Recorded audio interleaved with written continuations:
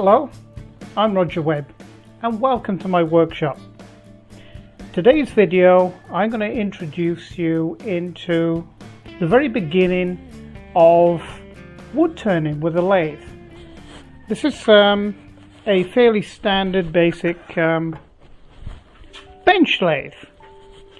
Now it's made up of a headstock, and down here is the motor, and it's a belt drive. There are three different pulleys in here, which I'll take you around the back and show you in a minute. We have a variable speed control here. So the headstock, and we have, this is the drive spur here. There's several different mechanisms of holding and driving, turning the workpiece, and I'll show you those in a minute. This is the tailstock, so this is the support for the other end. And this is the tool rest, which is adjustable, up, down, round and round. And so this is what you rest a chisel. I'll just get a pretty standard chisel. Rest a chisel on, and you move along the tool rest here, present it to the workpiece to machine some of the wood away. If you notice the shape of this, it's a comfortable sort of shape to put your finger in here like this and hold it. Okay, it sort of gives you a register to put your hand in here. Never ever put it up on here, you're going to start losing figures. So that's how to use this. So we're at the back of the lathe now, and inside here, so we'll just slacken this off,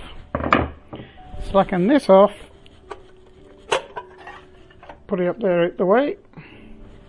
So inside here we have the drive belt, which goes down to the motor down there, and there's a tightening mechanism down here that you can slacken this to be able to change the speeds of the belt. So you've got three speeds: low, medium and high. It's on low at the moment because we're going to put a fair sized lump of wood in there, and so we want it spinning relatively slowly.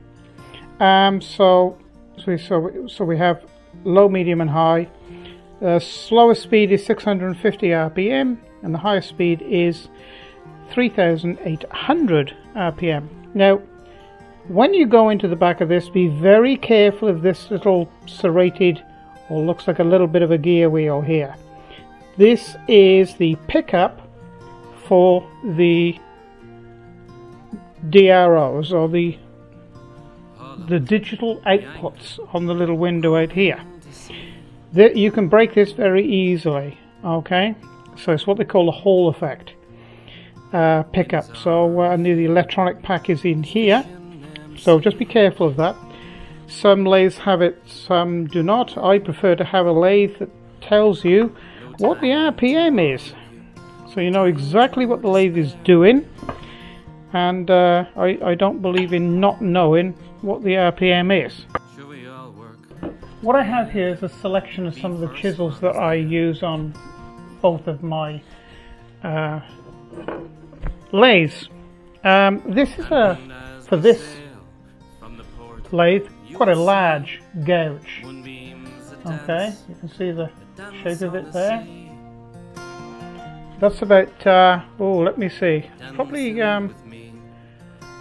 getting off 3/4 of an inch, I think. Just to give you, it could be regarded as a roughing tool. Now for the large lathe, this is a roughing tool. As you can see, it's quite a large tool for removing a large amount of material. Now, this is an intermediate gouge. I use this one a lot on this lathe. And this is a small, so this is a detail gouge. It's a very small one. What have we got here? Right, this is a finishing tool. You can see it's a very small, commonly known as a scraper. And this is another detailing tool. Let me see. Now this one is a parting off tool. You actually use it edgeways, okay, to part bits of material off. Now this one is a very special tool. This is called a skew.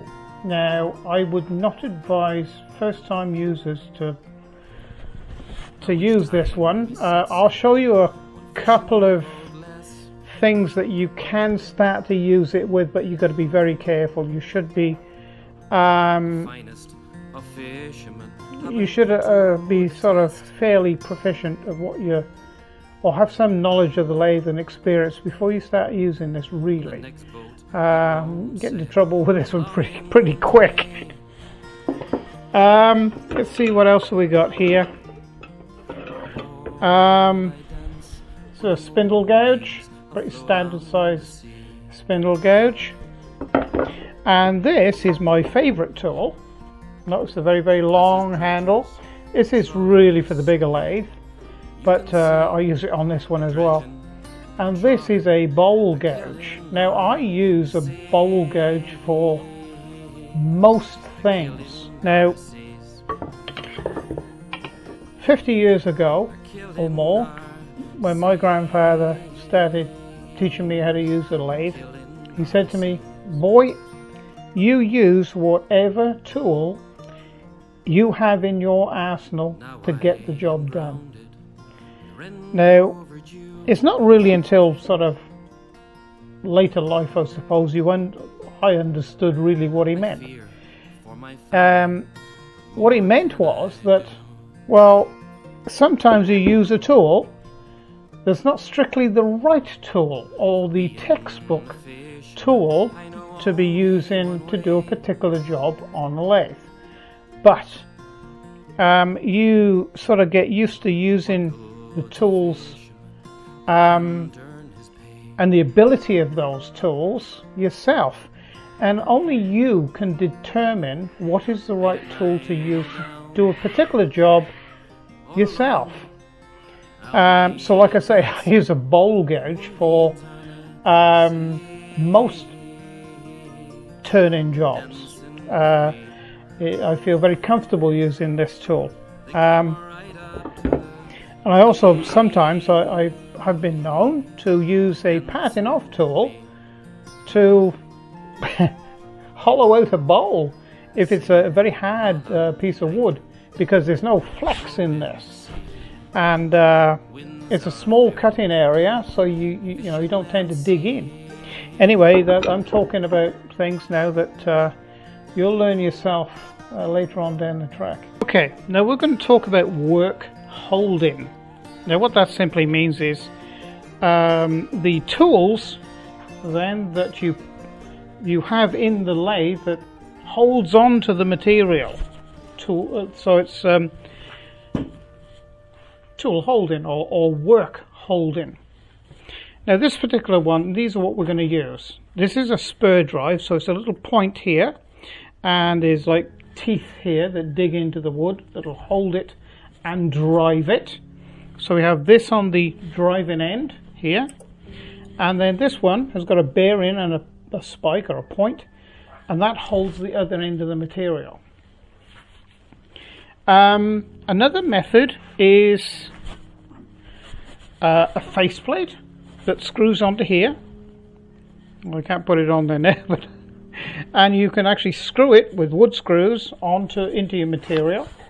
That's probably better for a much heavier piece of wood or larger diameter piece of wood. You'd use this rather than this method.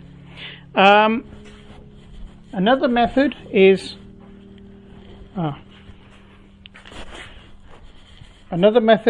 your scroll chuck with 4 jaws. Now this particular one is for holding like a rim of a bowl, but you can take these segments off, and there's different segments that you can put on to hold it, different shapes of wood, whether it's an internal tenon such as this internal tenon, so these go inside the wood and splay out and hang on to it and drive it.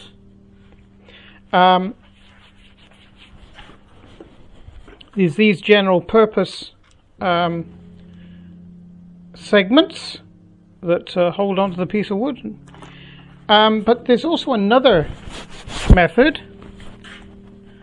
and that is, I think it's called a wormwood screw. It's like a giant screw. Now this gets held inside in the jaws in there like that, and you do it up. So you've got to drill a hole in the piece of wood and then screw the piece of wood onto here. That holds it pretty firm. I only use that method occasionally. So there's several different ways of holding or work holding on a lathe.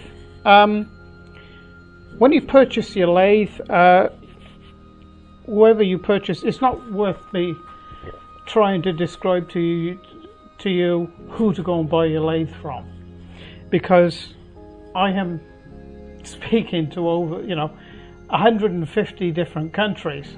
So it's up to you to go and do your own research and find a stockist that can sell you the product, a reasonable product like this, and sell you the chisels and the chucks. Now the chucks should come in a case similar to this if they're good, well made.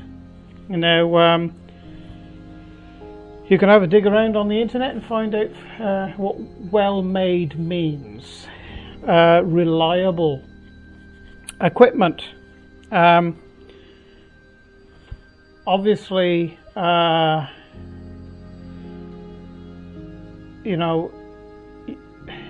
if you buy cheap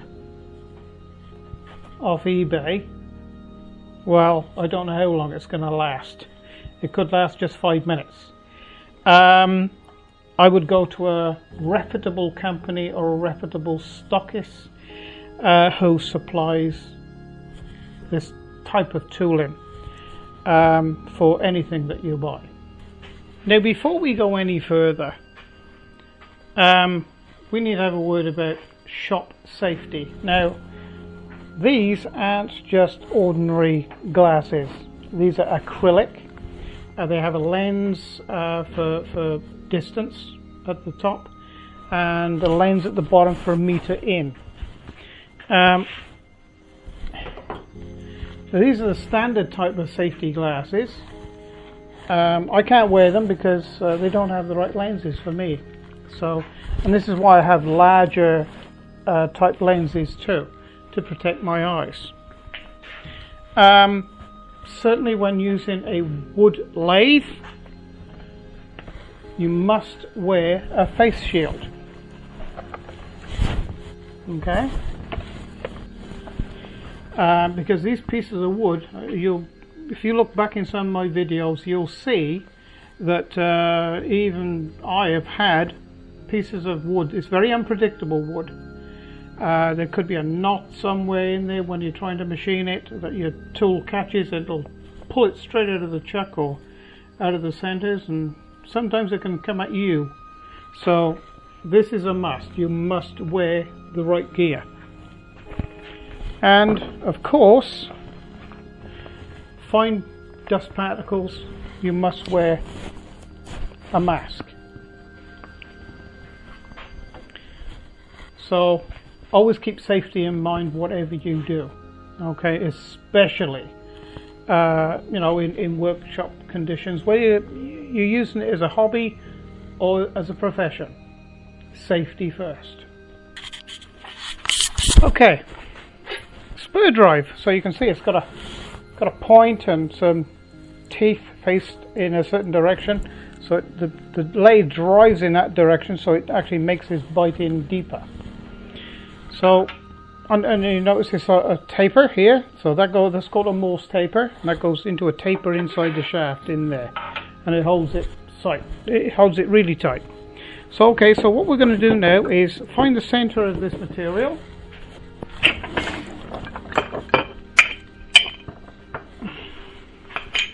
And to do that, we just simply get a straight edge and go from corner to corner, like so. Turn it corner to corner.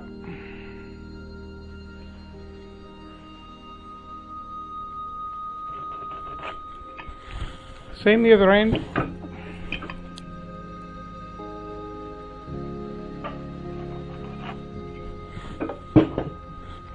Corner to corner.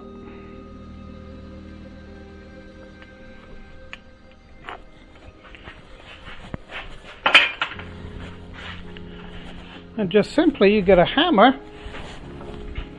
put the point of that on there and go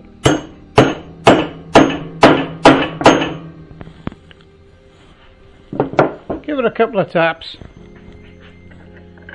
Now then, all we do now is put that into the shaft, then bring the tailstock up.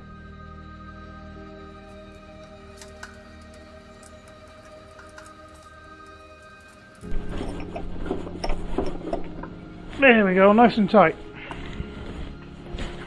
So then you set the tool rest about 1/4 of an inch, which is about 5 or 6 mil out from the piece of wood. Always turn your piece of wood around so it you know it's not going to hit the tool rest. And this should be about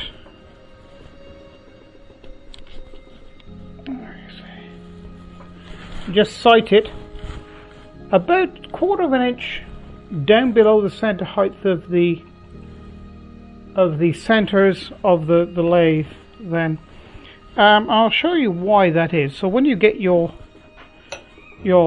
chisel, when you present the chisel to the material, the cutting surface there is about on center height. It ends up on being about center height of the actual lathe. That's the ideal situation. So now what we're going to do is we're going to start roughing this out, and we're going to make a round cylinder, and then we're going to use some of the other tools here, and I'll show you what sort of shapes that they can make, or what their job would be. So the first thing we're going to do is position this tool rest at this end, so we can start on this end and work our way up towards the headstock. We'll put our face shield on, our mask, and the first tool we're going to use is the intermediate gouge, which could be regarded with this size lathe as a roughing tool. So let me see. Here we go, and we're going to set it on the low setting. We'll speed it up a little bit as we go. So here we go.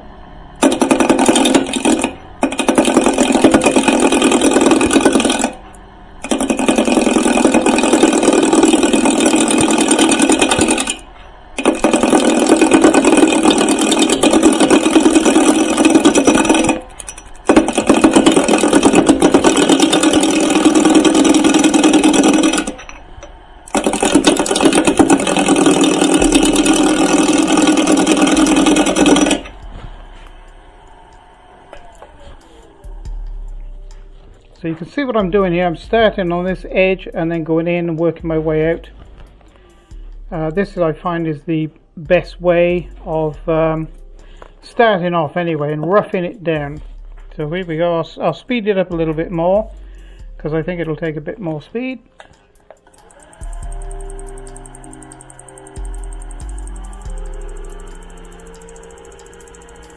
That's 800 RPM there.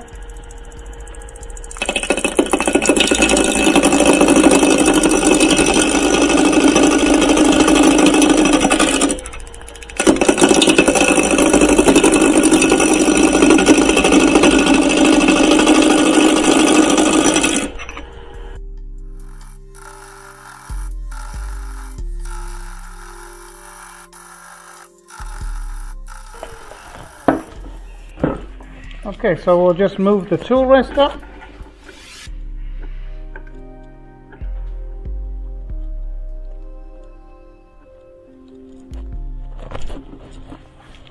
And we will continue.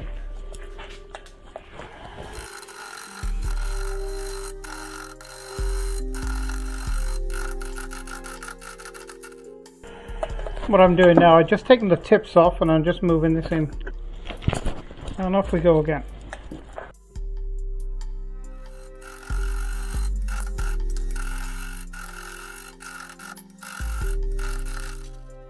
You can actually plunge with this as well.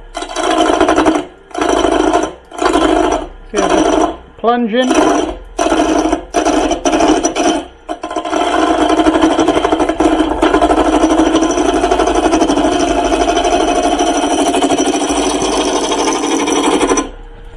Let's have a look.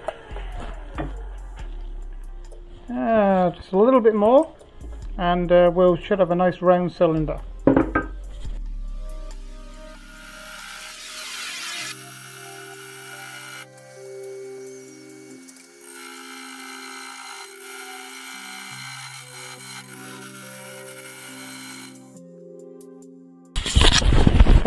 Okay, I'm going to switch now to the gouge. Now, this is the first way I would suggest that you operate with the gouge, very, very gently.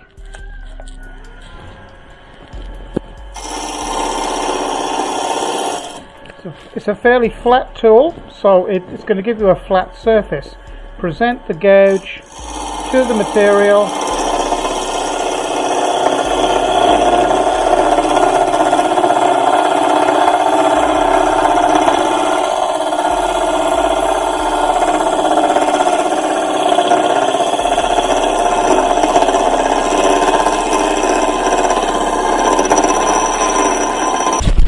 So as you can see, that gives a very, very nice smooth surface finish with the gouge, but be very careful using it. So now we're going to move the, let's alter that a little bit, move the tool rest up here a little, and we will continue now with this half of the cylinder, and then we'll start using some of the other tools. So here we go.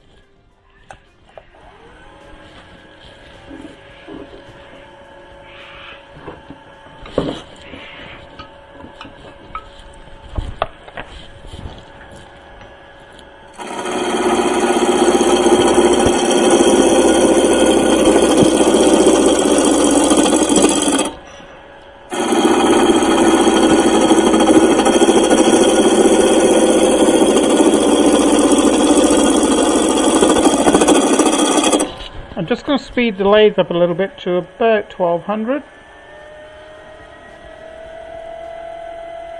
There we are, that's about 1200.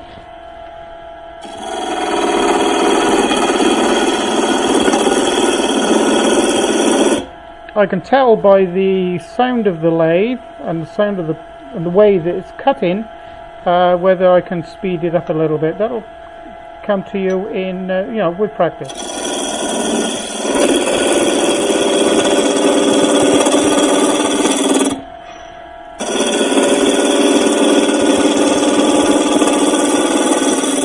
You can see that the shavings are coming off very much smaller because it's turning faster.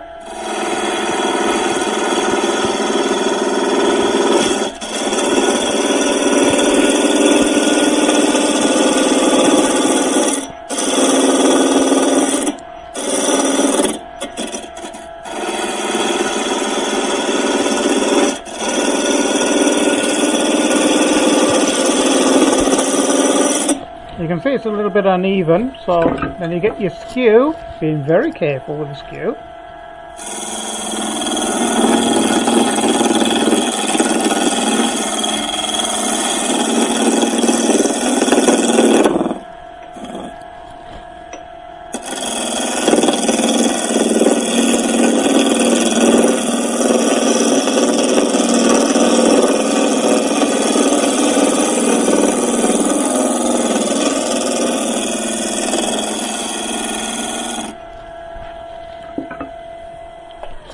And there we have a very nice clean-ish cylinder to work with.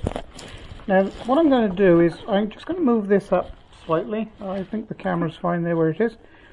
And this is uneven here at the moment, so what I'm going to do is, now you can use several different tools. You can either use spindle gouge, such as this, to machine this, but I'm going to show you something with the pattern off tool, because the pattern off tool can be used for many different jobs, and this is one of them. I'll show you this now. So you get the pattern off tool and you present it at a high angle like this.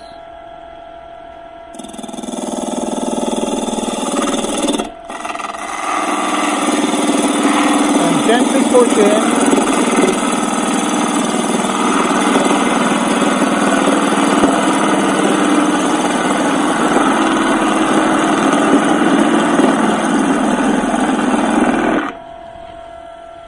And that's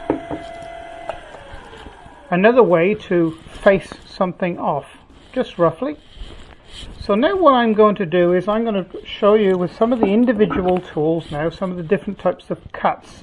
And we're going to make a shaped piece on here. It could be you know, a corner of a bed, it could be a leg of a chair, it could be anything you want it to be. So the first tool that we're going to use now is a standard spindle gouge. Okay, so we're going to use about 1200 RPM. Might take it a little further actually. So let's have a little look.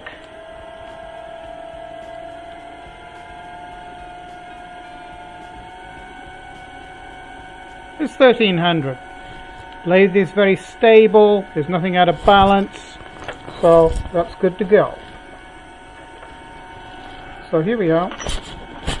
So you just present the cutting edge and turn it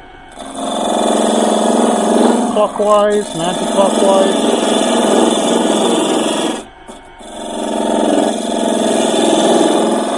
You see, you get a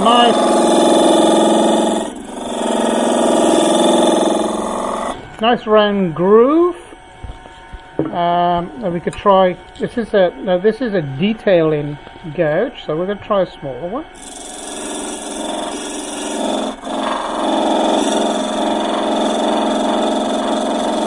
Little detailed round.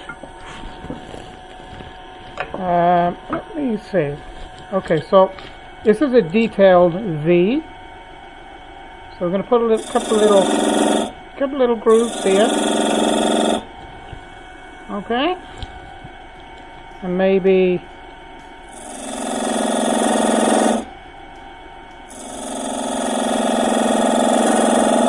there as well. And let's see, we're going to revert back to the standard spindle gouge again and just round this on the top.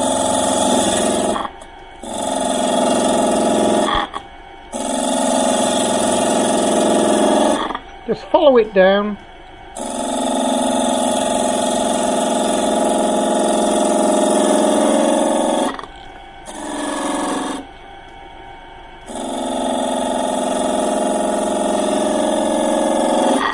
A bit of a round, so you've taken most of the material away now, so then you come along with your skew and round it off.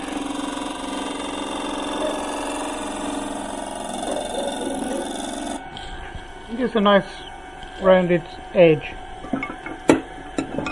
Okay, so what we will do now is take our intermediate gouge and we're going to take some material out here.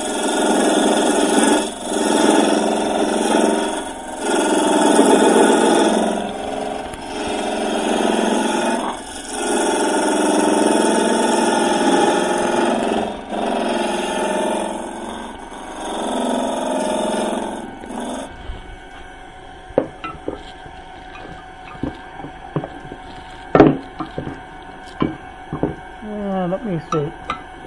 Here's my bowl gauge, I think, and this is my favourite tool. You can do some fine detail work with this as well.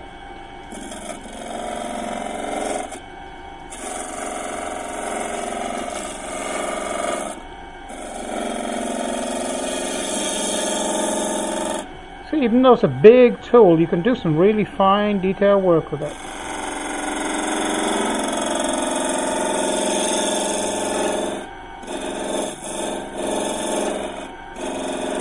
Little undercut there.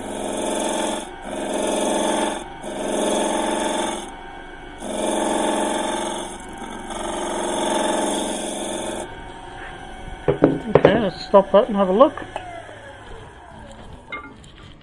So you can see now that this material actually isn't the best for wood turning, for sort of a finish, but it's it's cheap, and I had it on hand here to use. So you can see now that you can get some fine detail in wood, and you can probably recognise some of the markings that we're making now that professionals use. So what we're going to do now, we're going to go a little bit more dramatic down this end. Okay, bowl gauge now. Speed it up a little further. So, give us some more dramatic material movement now.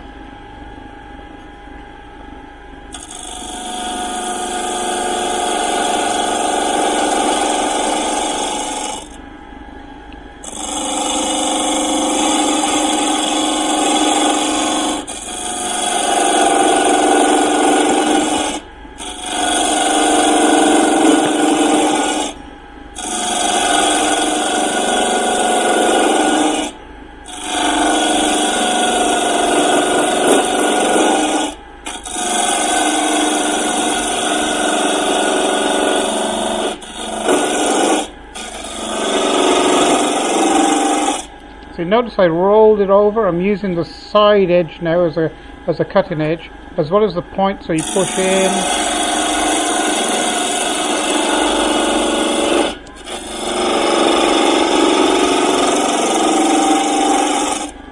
So you can notice a bit of a shape coming now. It looks a bit like a bed knob.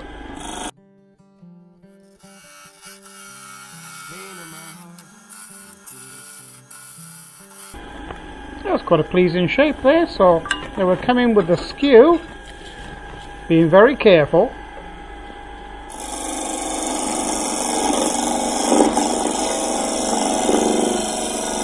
But don't take the point right down in there.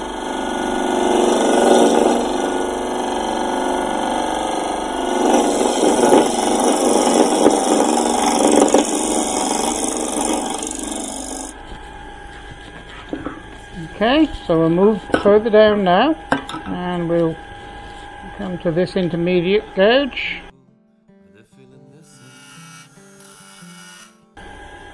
So we get our detailer. We can find him. Where is he? There he is.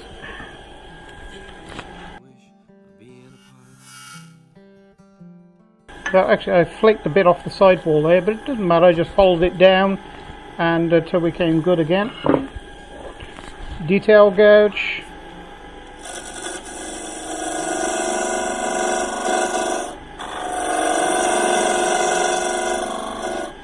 Finish that off. I will stop it and move further down. So you can see how the piece is building now. I'll go to my bowl gauge, I think. Oh, spindle gauge, where is it? Spindle gauge now.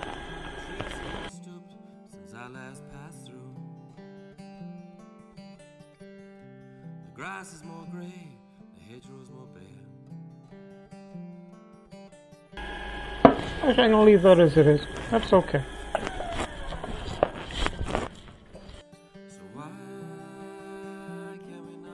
Okay, so that was an introduction to wood turning. I say again, it's not necessary for you to have a large professional type lathe, and spend 4,000 or 5,000 on it.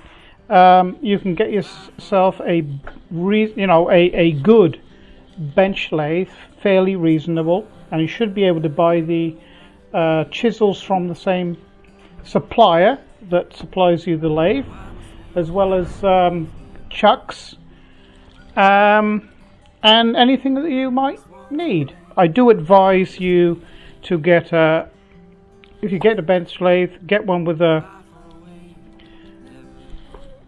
DRO, which is digital readout. You want to know exactly how fast your lathe is going.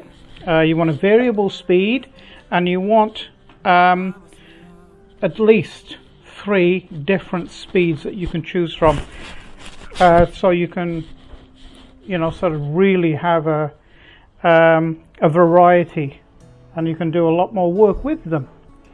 So I hope you've enjoyed this video today. This is the start of a series that I intend to be doing, starting right from the very start, basic wood turning, and we will progress on through to doing some quite difficult jobs, wood turning bowls and vases and some odd pieces of wood. So if you've liked this video, please press like and subscribe to my channel, and forward it on to your friends, because that's how the channel grows. So don't forget, I have 2 channels now. You can get to my second channel. There's a link in the banner at the top of my homepage on YouTube, my YouTube homepage.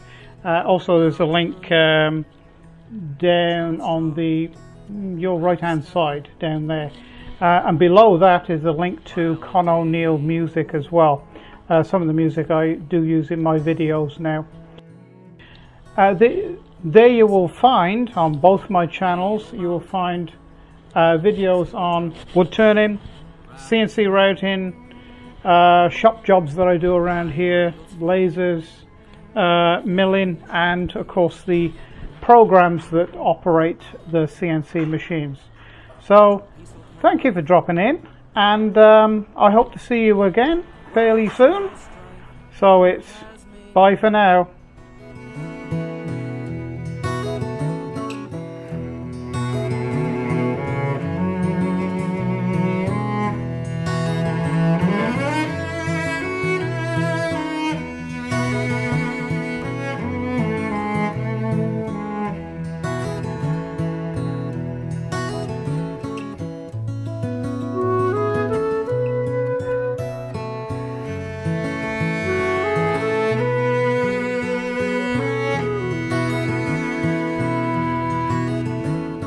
Sighted by Abel Tasman, is named after Van Diemen. English short at Risdon, found a land of pleasant seasons, the land of